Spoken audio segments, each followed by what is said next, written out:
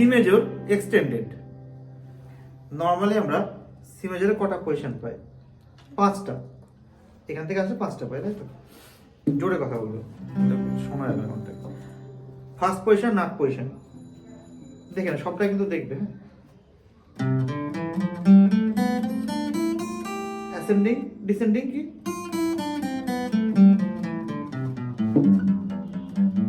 এখানে কতদূর গেলাম? সারে গামা পা ধা নি সারে গামা পা পর্যন্ত, মানে পরের অক্টাভে পা পর্যন্ত গেলাম।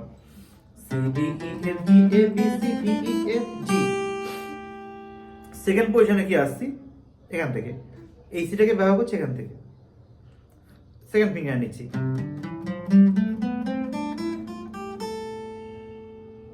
কেন এরকম ব্যতিক্রম প্লেইং নিচ্ছি, এটার একটা অন্য আলোচনা আছে, সেটা অন্য কোনো একটা ভিডিওতে করবো। C D E F G A B C D E F G A, ধা পর্যন্ত আসলাম।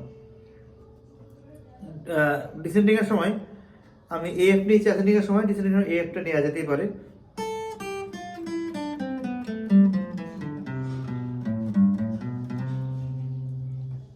হলো, কিংবা এখান থেকেও নেওয়া যেতে পারে, সমস্যা নেই, এই অ্যাপটাকেও ইউজ করা যেতে পারে। এই গেল আমাদের সেকেন্ড পজিশন। এবার আসছি এখান থেকে ফিফথ পজিশন।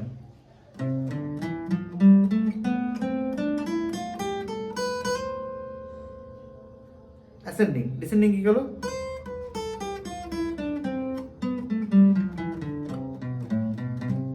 দেখো অ্যাসেন্ডিং এবং ডিসেন্ডিং এর দুই রকম। অ্যাসেন্ডিং এ বি ইউজ করেছে এখানটায়, আর ডিসেন্ডিং এর বি ইউজ করেছে এইদিকে। কারণ আমাদের বাজার সুবিধার্থে আমি এখানে কোনো একটা পজিশনে কিছু বাড়াতে গেলে প্র্যাকটিস আন্ডার থাকলো, এদিকে আমি একটা বি পেয়ে যাচ্ছি, এদিকে একটা বি পেয়ে যাচ্ছি।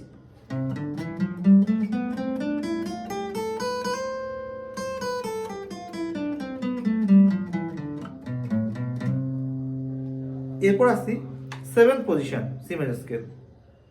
এই একই সি কি ইউজ করে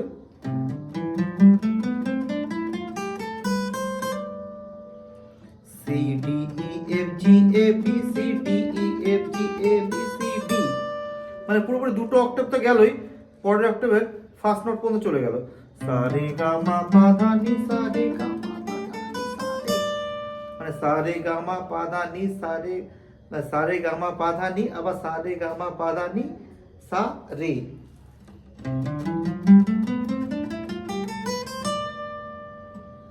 এবং লাস্ট পজিশন আমরা করছি এখান থেকে।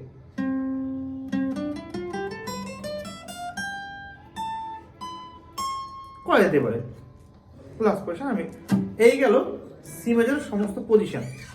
এক্সটেন্ডেড মানে হলো প্রসারিত করা, মানে সবগুলোকে নিয়ে আমি একটা প্র্যাকটিস তৈরি করছি। আমি এখান থেকে শুরু করছি।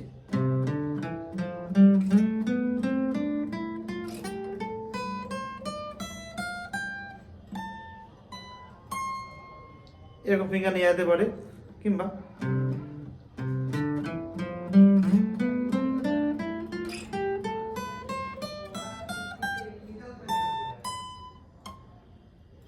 খুব ছোট জায়গা। Ascending line, descending sell.